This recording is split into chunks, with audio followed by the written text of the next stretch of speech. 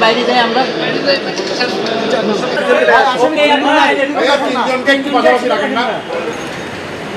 রাখেন ইসমাইল এখানে কে সব নিয়ে আসেন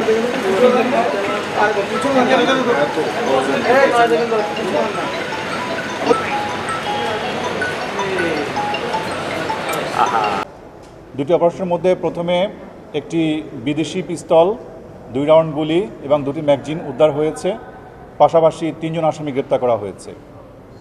আমরা গোপন সংবাদের ভিত্তিতে জানতে পারি রাউজান থানাধীন নোয়াপাড়ার চৌধুরীহাট এলাকায় জনৈক জহির আহমেদের দোকানের মধ্যে অস্ত্রের সন্ধান রয়েছে।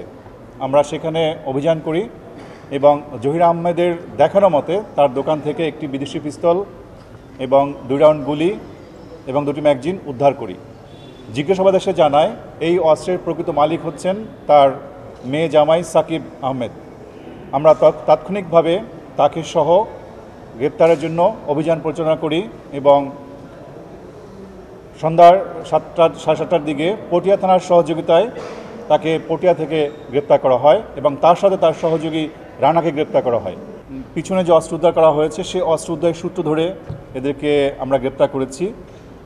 পিছনের যে ঘটনাগুলো, দ্যাট ইজ হাকিম হত্যা বর্ণন যে খুনের ঘটনায় এখন পর্যন্ত আমরা সম্পৃক্ততা পাইনি, তবে অনুসন্ধান অব্যাহত আছে। হয়তো আমরা জিজ্ঞাসাবাদ করে পরবর্তীতে তথ্য পেতে পারি। না, অবৈধ অস্ত্র তো আসলে মূলত উদ্দেশ্য হচ্ছে তাদের সন্ত্রাসী কার্যক্রম করা বা অপরাধ করা, চাঁদাবাজি করা। এবং আমরা আগে আপনাকে তথ্য দিয়েছি যে তারা বিভিন্ন ব্যক্তিরকে শোডাউন করার জন্য, এই চাঁদাবাজি করার জন্য এই অস্ত্রগুলো তারা ব্যবহার করে। প্রাথমিকভাবে তাদেরকে জিজ্ঞাসাবাদে তারা আমাদেরকে এই তথ্যগুলো দিয়েছে।